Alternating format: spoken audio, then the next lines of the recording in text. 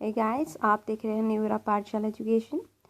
और आज की ये वीडियो बेसिकली क्लास 8 के chapter pollution of air and water के ऊपर रहेगी। That is chapter number 18। इसके हम एक्सरसाइज के क्वेश्चंस को समझेंगे। So let's see the first question. The first question is okay, what are the different way in which water get contaminated. कि हमारे पास क्या क्या तरीके होते हैं जिसके थ्रू वाटर क्या होता है, कंटामिनेट होता है। द वर्ड कंटामिनेशन मतलब होता है ख़राब हो जाना, बेकार हो जाना। सो हमारे पास क्या क्या वेज होते हैं जिसकी वजह से पानी ख़राब हो जाता है। तो first thing is agriculture chemical. कि एग्रीकल्चरल जो केमिकल होता है, ठीक है, जैसे आपको पता है पेस्टिसाइड्स होता है, फर्टिलाइजर्स हम जो ऐड करते हैं, ठीक है, उसकी वजह से क्या हो रहा होता है, वाटर वो सारा का सारा बेसिकली किस में चला जाएगा, रिवर्स में कहीं ना कहीं चला जाएगा। और उसके बाद वो क्या कर देगा, पूरे के पूरे वाटर को कंटामिनेट कर देगा। Got it. Next is industrial waste. की इंडस्ट्रीज जो आपने देखा होगा वहाँ से क्या है, हार्मफुल केमिकल बहुत ज़्यादा लाइक निकलता है। और उसको क्या करते हैं, वो डायरेक्टली ही अगर किसी रिवर वगैरह में अगर वो डाल देते हैं तो वो वाटर क्या कर देंगे, कंटामिनेट कर देंगे या पॉल्यूट कर देंगे। Got it. नेक्स्ट इसके बाद है सीवेज वाटर। तो सीवेज वाटर भी आप देखते होगे, जैसे किचन का पानी हो गया है और उसके बाद जो टॉयलेट हो गया है, ठीक है, लॉन्ड्री सोर्सेज जो होते हैं, बेसिकली ये सारी चीज़ें क्या हैं, रिस्पॉन्सिबल हैं किसको, कंटामिनेटर ऑफ वाटर को। ठीक है, तो आई होप आपको ये तीनों पॉइंट समझ में आए होंगे। सो नेक्स्ट क्वेश्चन देखते हैं हम। Next question is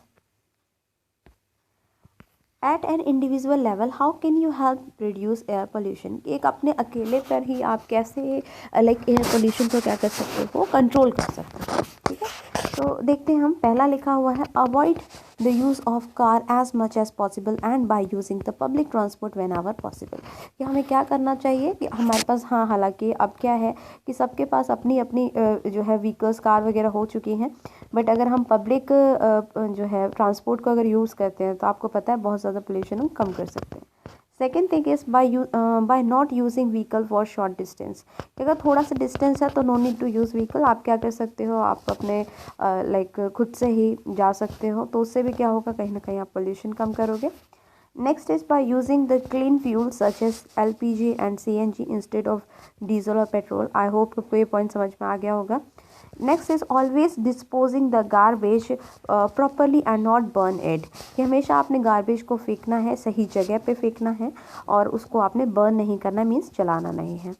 next is controlling the emission from the vehicle and house hold chimney. की जो भी मतलब जो भी पोल्यूशन हो रहा होता है चिमनी से। चिमनी आपको पता ही होगा, आपने देखा होगा जो फैक्ट्रीज में बड़ी बड़ी चिमनियाँ निकलती है, तो उसमें जो भी वो प्रोड्यूस करते हैं तो उसकी वजह से जो भी कार्बन वगैरह एमिशन होता है तो वो क्या करते हैं, बड़ी बड़ी चिमनी से सीधे ऊपर की तरफ ज़्यादा हो पाए ताकि आसपास का एटमॉस्फेयर इतनी जल्दी से ख़राब ना हो पाए। तो यही उसी से रिलेटेड है। ठीक है, तो आई होप ये सारे पॉइंट्स आपको समझ में आए होंगे।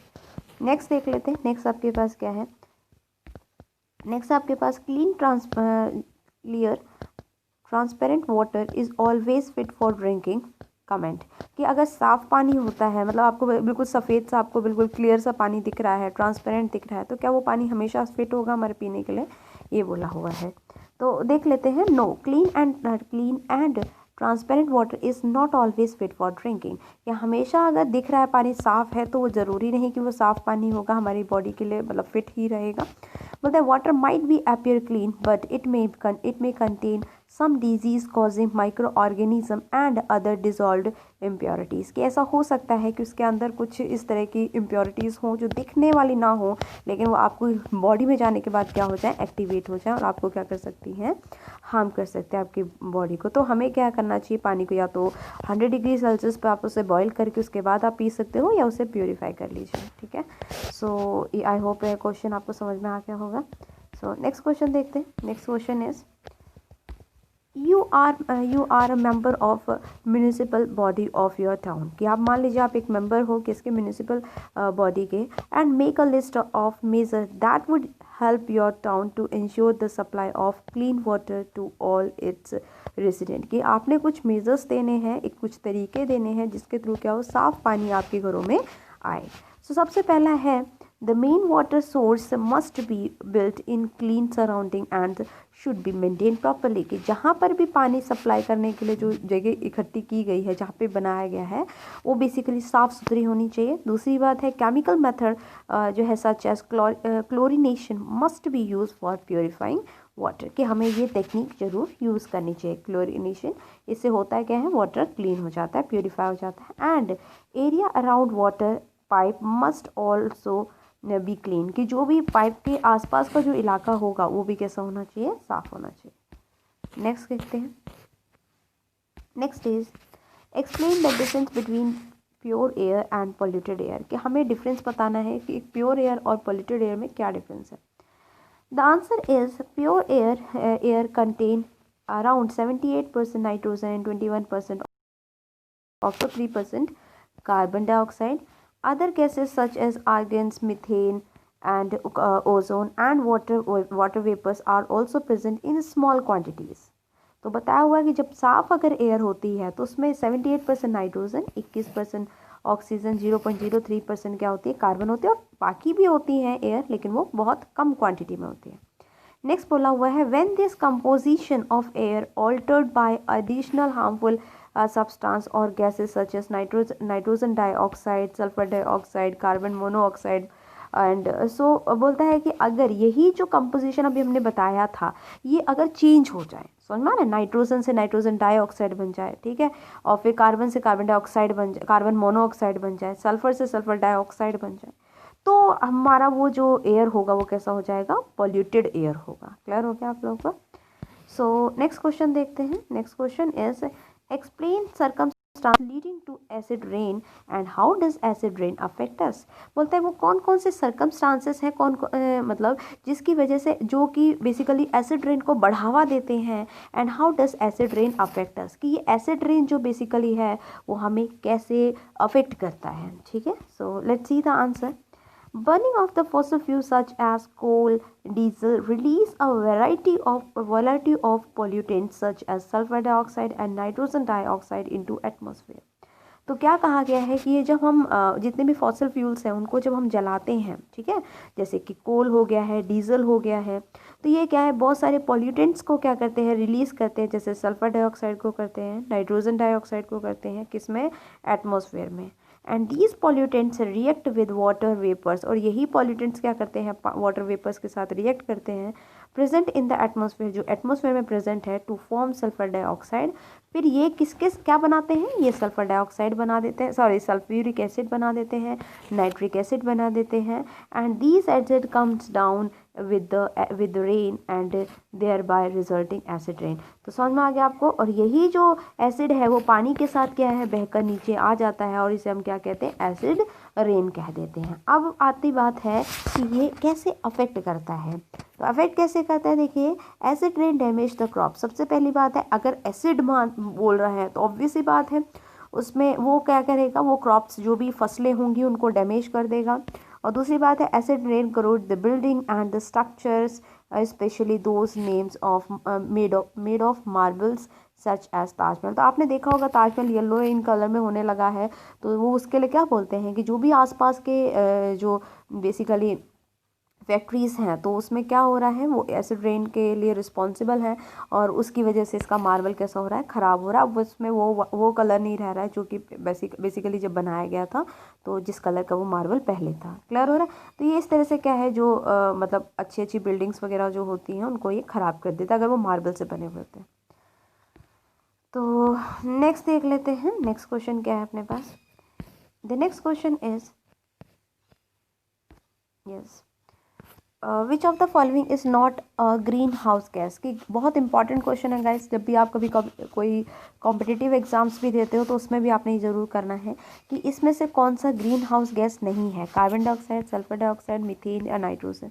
तो नाइट्रोजन जैसा आपको पता है एटमॉस्फेयर में 28% है, तो ये 78% है, तो ये तो कैसे हो सकता है, ये कोई लाइक ग्रीन हाउस गैस नहीं है। बाकी सारी की सारी हैं, मतलब कार्बन डाइऑक्साइड भी है, सल्फर डाइऑक्साइड भी है और मीथेन भी है। Got it. सो ये है। नेक्स्ट क्वेश्चन देख लेते हैं। नेक्स्ट क्वेश्चन है आपके पास, that is describe the green house gas effect in your own words. अपने वर्ड्स में, अपने शब्दों में आपने क्या करना है, ग्रीन हाउस इफेक्ट को एक्सप्लेन करना है। So let's see the answer. अब आपके पास क्या है, ग्रीन हाउस इफेक्ट में लीड टू ग्लोबल वार्मिंग, कि greenhouse effect basically global warming को जो है बढ़ावा देता है। And overall increase in the average temperature of earth, और इसकी वजह से होता क्या है, हमारी पृथ्वी का जो टेम्परेचर है, तापमान है, वो बढ़ जाता है। And green house effects is causing green house gases, और ये ग्रीन हाउस इफेक्ट बेसिकली क्या कर रहा होता है, ग्रीन हाउस गैसेस को बनाता है। An example of the green house gases, अब कौन कौन सी गैसेस को ग्रीन हाउस गैसेस कहा जाता है, carbon dioxide, methane, water vapours, ठीक है। And when solar radiation reach earth, जब सन की रोशनी जो आपने देखी होगी, किरणें जो हैं उनकी जो रेडिएशंस है जब वो अर्थ पे पड़ती हैं, so some of the radiation are absorbed by the earth and then release back to the atmosphere. बोलता है कि कुछ तो उसमें से यूज़ हो जाती हैं, जैसे रेस जो आई है, रेडिएशंस जो हैं, कुछ तो यूज़ हो जाती हैं, बट बाकी क्या है, वापस जाने लगती हैं। और green house gases present in the atmosphere trap these radiation, और जो ग्रीन हाउस गैसेस होती हैं जिनकी हम बात कर रहे थे, carbon dioxide, methane, water vapours, तो ये क्या करती हैं, इन गैसेस को वापस नहीं जाने देती हैं, ट्रैप कर लेती हैं, ठीक है। ट्रैप समझते हो, उसको वहीं पर रोक लेना, तो ये। एंड ग्रीन हाउस गैसेज दस help in human survival, sorry, green house gases present in the atmosphere trap these to leave, and this help in keeping our planet warm। और इसकी वजह से होता क्या है, देखिए जब मैंने अभी आपको बताया कि जैसे रेडिएशन आ गई है और ये ग्रीन हाउस गैसेस क्या करेंगे, इसको जाने नहीं देंगे। अगर ये जाने नहीं देंगे तो अगर टेम्परेचर तो बढ़ने लगेगा ना, क्योंकि हीट बाहर नहीं जा पा रही है वापस, तो इसलिए तो अर्थ का जो तापमान होता है वो क्या होने लगता है, बढ़ने लगता है, ठीक है। And how ever indiscriminate increase in the amount of the greenhouse gases can lead the excessive increase in the temperature and leading the global warming। और बोला हुआ है कि जब बहुत ज़्यादा ही तापमान बढ़ जाता है, इसकी वजह से क्या हो जाता है, जो है ग्लोबल वार्मिंग आने लगती है, ठीक है। तो आई होप ये क्वेश्चन भी आपको समझ में आएगा कि ग्रीन हाउस इफेक्ट क्या होता है। नेक्स्ट चलते हैं नेक्स्ट क्वेश्चन पे। Next question is question number 9 and the question is prepare the brief speech of global warming, so we will not do this question, okay। next question देख लेते हैं। next question is describe the threat to the beauty of Taj Mahal, की जो beauty of Taj Mahal है, ठीक है, ताजमहल की जो सुंदरता है उसका आंसर है आपके पास, पहला अभी हमने पढ़ा एसिड रेन की। अब आपके पास एसिड रेन की वजह से क्या होता है, आपको बताया था कि जो भी मतलब अच्छी अच्छी सुंदर सुंदर बिल्डिंग्स हैं जो कि बेसिकली मार्बल से बनी हुई हैं, तो वो क्या हो रही होती है, वो ख़राब होने लगती है, उनकी वो ब्यूटी नहीं रह रही होती है, वो येलोइश इन कलर में होना शुरू हो रही हैं, तो वही बता रहे हैं।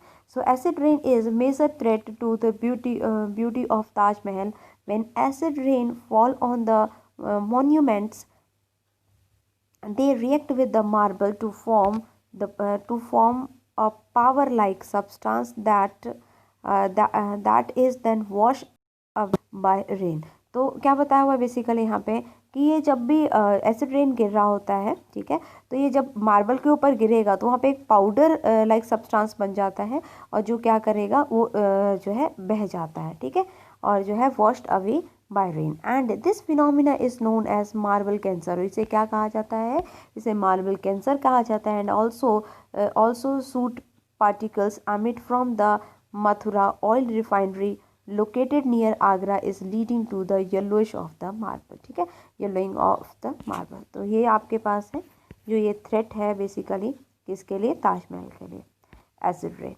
सो नेक्स्ट क्वेश्चन देखते हैं। नेक्स्ट क्वेश्चन क्या है हमारे पास, next question is why does the increased level of nutrients in the water affect the survival of aquatic organism, कि अगर हमारे पास क्या है, जो न्यूट्रिएंट लेवल है, increase level of nutrients in the water, अगर वाटर में जो है न्यूट्रिएंट लेवल बढ़ जाता है तो वो कैसे जो वहाँ के जो एक्वेटिक ऑर्गेनिजम्स हैं उनके सर्वाइवल को अफेक्ट कर सकता है, उनके जीवन को क्या है प्रभावित कर सकता है, तो ये पूछा गया है। An increase in the level of the nutrients in a water body lead to an excessive increase in the pollution of algae, population of algae in water body, कि मतलब बताया हुआ है कि जब पानी में क्या है न्यूट्रिएंट्स बढ़ जाएंगे तो उसमें एल्गाई बहुत ज़्यादा लगने लगेगी, है ना। And when these algae die, और जब ये मरना शुरू हो जाएंगे मतलब ख़त्म होना शुरू हो जाएंगी, then they serve as food for decomposer, और वो क्या है, वो डीकम्पोजर्स जो होते हैं उनके लिए खाने का काम करेंगे। And a lot of oxygen is utilised in this process, और इसमें क्या है, बहुत सारी ऑक्सीजन क्या है यूटिलाइज होती है। And consequently leading to a decrease in the level of oxygen dissolve in water body. और इस क्योंकि अब इसमें क्या है, ऑक्सीजन वो लेने लगेंगे, तो अल्टीमेटली क्या है कि जो वाटर में, ऑब्वियस ही बात आपको भी पता है कि एटमॉस्फेयर में जो है मतलब कि वाटर के अंदर एटमॉस्फेयर की कंपैरिजन में ऑक्सीजन का लेवल कम होता है, इसलिए उनका जो रेट ऑफ ब्रीथिंग होता है, जो कि एक्वेटिक एनिमल्स होते हैं, उनका रेट ऑफ ब्रीथिंग बहुत ज़्यादा होता है, ठीक है, हमारी कंपैरिजन में। सो ये वही बताया हुआ है कि अब इस तरह से क्या हो रहा है, इसमें तो ऑक्सीजन बहुत ज़्यादा यूटिलाइज हो रहा है ना, तो अगर वो यूटिलाइज कर लेंगे तो वाटर बॉडीज़ जो होंगी उनके लिए तो बहुत कम रह जाएगा। And this in turn cause fishes and the other aquatic organisms to die, ठीक है। सो आई होप आपको जितने क्वेश्चन समझाए हैं वो आपको समझ में आए होंगे।